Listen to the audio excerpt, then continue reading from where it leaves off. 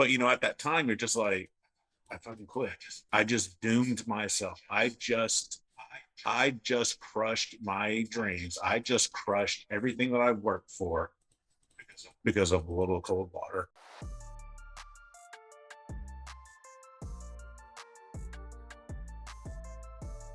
Oh boy, folks. Oh boy. Yet another person that I done fucked up in buds because I didn't understand that my job was to lead and help people be successful in SEAL training. Okay? This is a good one, folks. There's some hidden gems in this, man. We got another Attrite video. We're talking to my man James Klepper for none other than Buds Class 217. Yeah, a little infamous. I'm not going to make it bigger than it was. It's kindergarten. But my man James is going to drop some fire, man. He's doing great things as a police officer now. Long time ago, man, I stood next to him in the shower and I said something that I probably shouldn't have said. All right, as always, hit that subscribe button. Share this bad boy with your friends and get ready. Get your motherfucking popcorn and your notebook because we dropping motherfucking fire. When did you, how long were you in class? Second night of Hell Week, where I quit. You were there when I quit. I was standing right next to you. Oh, God. We were in decon. Oh. So you quit in decon. What led up to it? You know what, Jake, man, I was solid all the way up to when we got to decon. I was 22 when I went to Buds. I was E3 nothing. You, at the time, you were Lieutenant JG. You guys were like, James, we looked at y'all like y'all were something. Do you remember NDOC for me and me not being able to run and like going every night to getting my ass beat because I couldn't? I showed up off a ship and hadn't worked out in 6 months. Yes, but I looked up to you. I admired you quite a bit, because you were Academy, Fleet, and JG. You were an animal. You were awesome. That was my perception, and that's what I think, and I still think that. But no, we got to a decon, and I wind up being next to you, standing next to you. I remember thinking, I was like, cool, I'm standing next to Zweig. Just to say something, I was like, I don't know about this. It's cold. And then he just looked at me and said, then fucking quit. And I was like, and that just ate in my head. And it was just a downward. And after you said that, I was like, fuck him. Fuck that motherfucker. He just trying to get back into the mindset. Because all the way up to then, I wasn't bothered by Hell Week at all. And then I was like, why am I doing this? Why don't I just quit? I could be in a warm bed with my girlfriend, blah, blah, blah, this and that. And it just kept spiraling. And I said, stop. I'm in my mind, I'm like, stop, shut the fuck up. Just, fuck him, move on. But man, maybe it is really cold in here. And it just spiraled. If I could have pulled myself out of that spiral, I think maybe, I don't want to say I would have made it all the way down. You never know. You never know. Injuries, something else could have happened to where I could have been weak-minded or, whatever. You know what's interesting, James? I tell everybody, man, that place is going to find your fucking dark place in your brain. Yes. And it's going to fucking expose it, right? Yeah. But I don't think the mental games are kindergarten. I think the actual shit you're doing is kindergarten, right? The mental part of it is fucking real as fuck, I think if you physically get yourself prepared, I say this, let's exclude injuries and stuff like that. Those happen. But if you get yourself physically prepared as far as your push-ups, sit-ups, pull-ups, runs, and swimming, you put yourself in a better position to deal with other adversities, like your mental stuff. Yeah. So in decons, I just spiraled. The mental aspect of it, I could not get myself out of that, and pull myself out of that negative thought of, the woe's me bullshit. Mm-hmm. Oh, it's cold now. Now I'm cold, as before I said anything to you, yeah, you're cold, but it's not like you were like cold, like wanting to quit or like this is, I'm gonna die. None of that. It was just like, yeah, it's cold, but what, we're going to do this for probably what, another 20, 30 minutes, and then they'll take us somewhere else and we'll do something else. But I just couldn't get it out of my head. Why, I could be in a warm bed with my girlfriend. After I was in the decon for about 15 minutes, that my spiraling down, I wound up having to go to 2 instructors. I went to one instructor and, I said something along the line of, I don't think I want to do this, blah, blah. And he told me, he said, yeah, well, you're not quitting. Go get back in there. And I said, well, and he says, Clever, shut up. Go get in there. You're not done yet. Okay. So he liked you. Yeah. Because they all fucking knew us by this point. Like, yeah. But I wound up going to another instructor, and I don't remember this instructor because I can't remember who it was, because I think the first instructor might have been Instructor Ryback. Yep. But I wound up going to another instructor. So let me ask you this. When he told you to get back in the fucking class, did you, at that point, had you already just kind of made your mind up and was like, fuck this, like, now I'm fighting to get out of here? Or did you go back? Oh, I got back in there. Oh, you got back in the decon shower? Oh, yeah. Okay. He told me to go get back in there, so I got back in there. All right. But, well, I'm sitting there, and I'm like, all right, fuck it. We're doing this. And then I was like, but why? I could not get my head back straight. I could not. And I'm standing back next to you. Again. Just standing there, and I don't know. I can say this, but, this is a me problem. This is a me problem. I got to get myself out of it.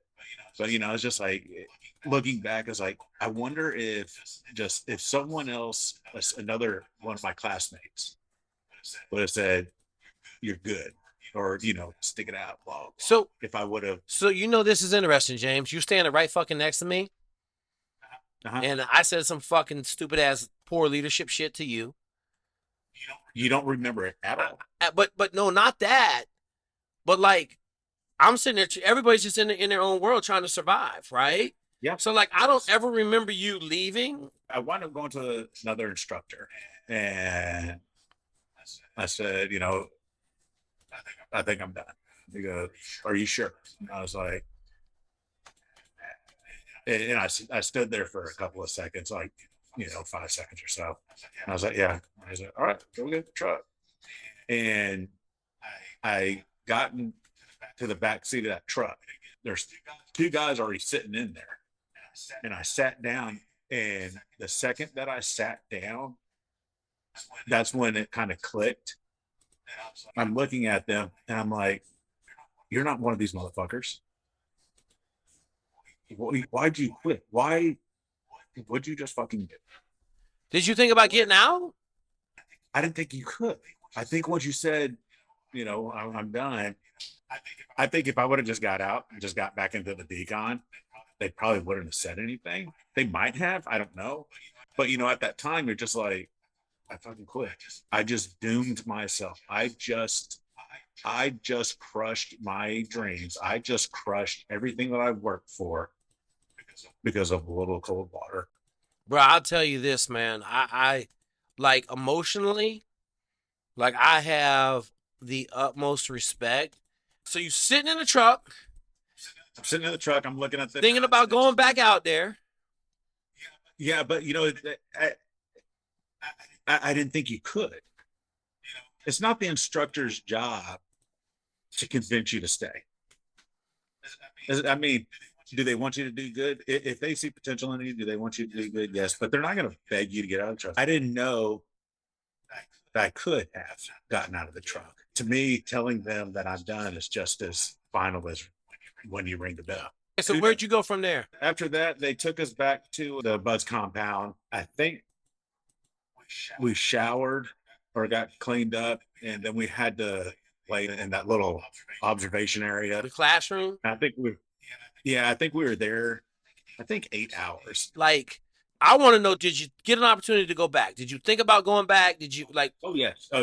But so, all right, after quit over on Bayside, I wound up going to San Clemente Island for, I don't know, two weeks or something for support for 215, which was kind of fun. After that, I get sent to San Antonio to Lackland Air Force Base for 9545, which is the Navy law enforcement. Okay. and get orders to Gitmo. I listened to one of the stories of one of your guys or one of the people that you interviewed earlier, and how they were treated in the fleet. And yes, buds, duds, you're a quitter, blah blah, all that stuff. They don't like you.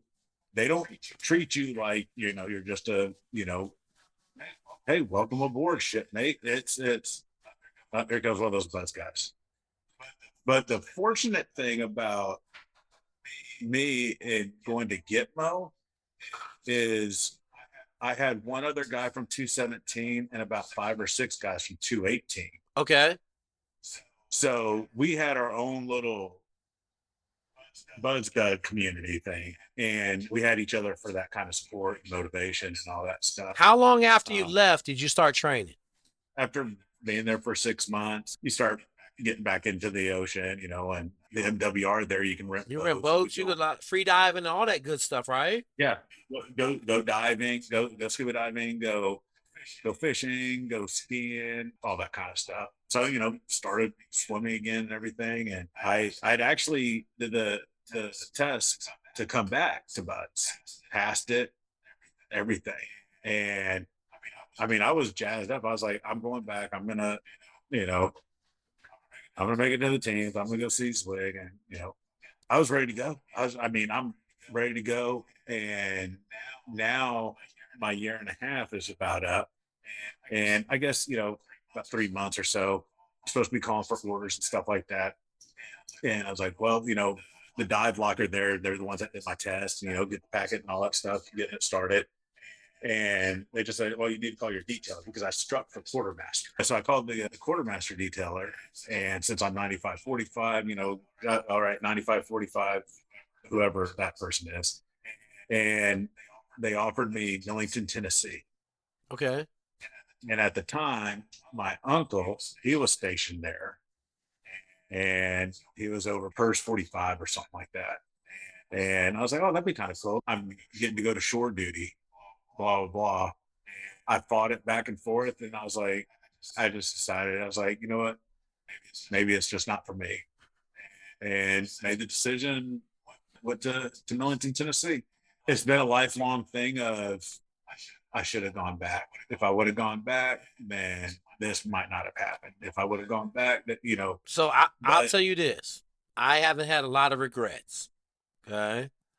But on 9/12/2001, when they called me to come back, and I was still really, really fucked up and mad, and I didn't go, that's my only regret. I look back, it's always a regret of not doing something. It ain't the regret of doing it, right? Like, but now I'm 51, so I'm just waiting for the fucking aliens to come so I can get my fucking Medal of Honor and shit. You know what I'm saying? So you decide to go to Millington. I wound up going to Millington, and I wound up meeting up with old girlfriend. All right, let's go. There's your hot guy and a woman. There you go. Well, not the girl from Bud. No, just a different one. Anyone will do. Just as long as you got one. Yeah. So we got married, had a kid. So that Now is that you? Are you still married? No, I'm divorced. Okay. But after Millington, we moved back to Oklahoma. Once we got here in Oklahoma, we wound up getting divorced, and I wound up getting into law enforcement. I did doing the Navy law enforcement. I never thought I'd ever be a police officer. And then, I was like, well, all right, well, this is a skill that I acquired from the Navy. I think I was going a little older. I was 22. You were, what, 25? 27. I was 27 when I got there. I was fucking old. Some of the things that you said, someone, they need to get out there and do some construction before they go. And I thought about some of that stuff, and I was like, you know what? If these guys would wait and, go to community college, get an associate's. That way, what it's like to not have instant satisfaction, and you had to wait and work for something. Don't go there with baggage. If you're having arguments and stuff with your parents, you need to get that resolved before you go. If you got a girlfriend, you might as well just dump her before you go. You don't need that kind of mindset. Yep. And I don't want to say this about the married people that are. They don't have a chance, bro. If you're going and you're married, and if you have kids, don't even waste your time. And they need to get a shit job.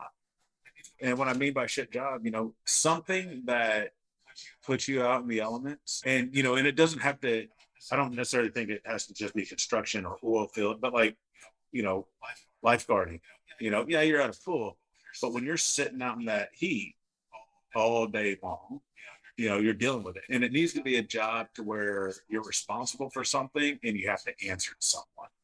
Yep. Yep. My thing is that I haven't figured out, James, if you know that the high school graduation rate at Buds is less than 1%, why would you ever try to go straight out of high school? I got all these kids, man, they want to go right now. I'm like, look, man. So like now at Buds, if you quit, you don't get to come back. Oh, really? Yeah, like pretty much if you quit, you don't get to come back. It's not like when we were in, you get 2 or 3 chances, 4 chances. Like, no, if you quit now, you're not getting to come back. Then, man, that's, I would. They got too many. So the problem is there's just too many people in the pipeline right now. Yeah. And so if you quit, they're not letting you come back. Even though there's been a bunch of dudes that have been to Buds 2, 3 times and had great careers in the SEAL teams. It's kind of, that's the Army way. If you quit in the Army pipeline, they don't let you come back. Yeah. And so, well, I don't know. I think they're missing out on people that would be, I mean, I say this and I was never a SEAL, but I think they're missing out on some potential by doing that. But I understand why they're doing that.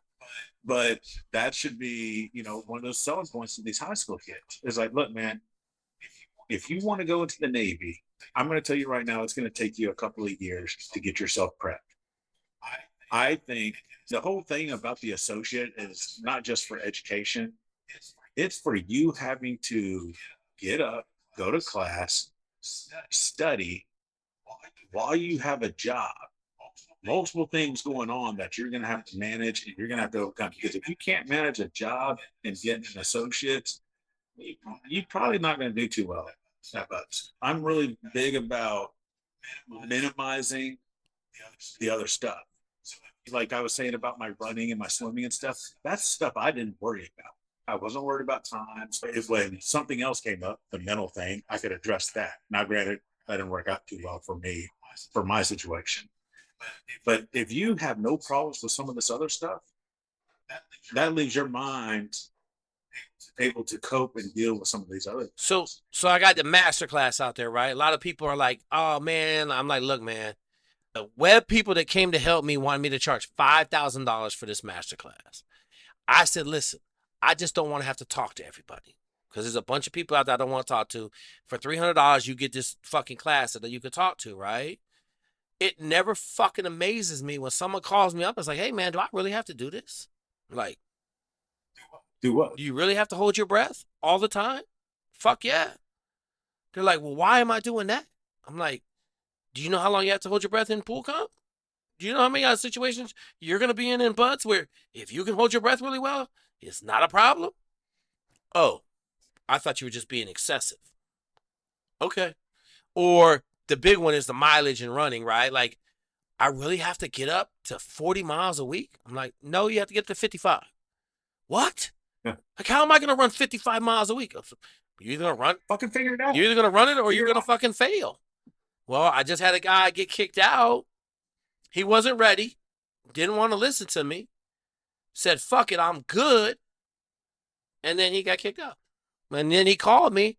I said, hey, you're good. He's like, but, I'm like, I don't know what you want me to tell you. I fucking told you when you're sitting in California at your fucking house not to go. You know? But that's the thing that we're talking about, James. Like, this generation is so instantly gratified. They want the shit right now. And like I love these motherfuckers that play Call of Duty and like I can go fucking be a Navy SEAL. I said, listen, man, if you ain't built for that fucking life, I don't care how bad you fucking want it, you ain't gonna get it. You ain't gonna get it. I don't think you can ever say you did enough.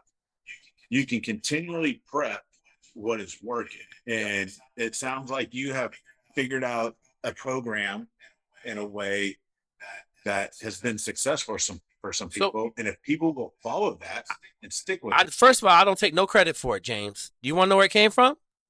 The second day I was at Buzz and I ran that 38 fucking 52 mile or 4 mile. Ryan Angle called me in his fucking room and said, hey, motherfucker, we got to get this shit fixed. This is what we did to get ready to go to Buzz. Clearly, you ain't fucking get this fucking memorandum. I'm like, nah, bro. So, Mhm.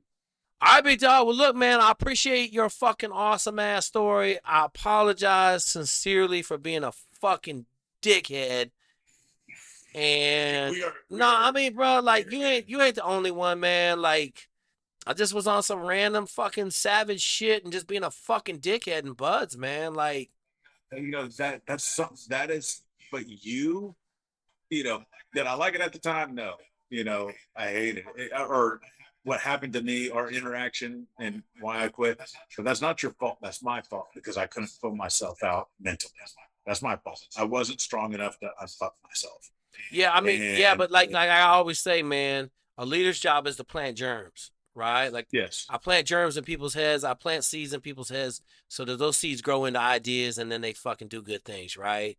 Like, I don't ever want to plant bad seeds, man. I just fucking don't. Like, it kills me that I got another motherfucker that I owe a big fucking hug to and a big fucking apology because I just didn't understand what I was really supposed to be doing at Buzz as the class OIC, you know? going to Buds and the things that I've learned from Buds that has helped me through my life is because of 217 and that experience and the people that I looked up there, you, Story, and some of the other others that I don't remember their names, but lessons I've learned from there that has helped me throughout my life. Some of the sayings, learning that your body can do a whole lot more than what you actually think it can. If you pay attention to detail, things go a lot smoother.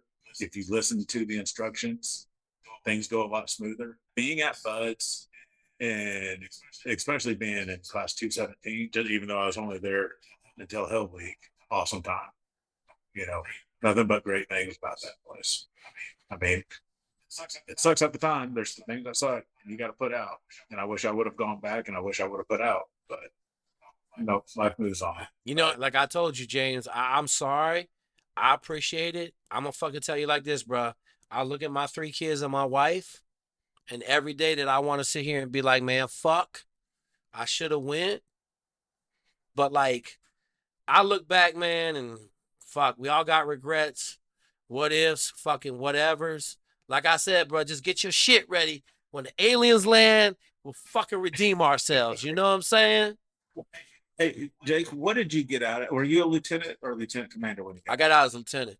So I got out 2001, my 6 year point. So I got out May of 2001, and I'm just gonna say I did not go quietly into the night. And I had a platoon commander that was turd burglar, man. They let turd burglars stay as long as they wanted to as officers, right?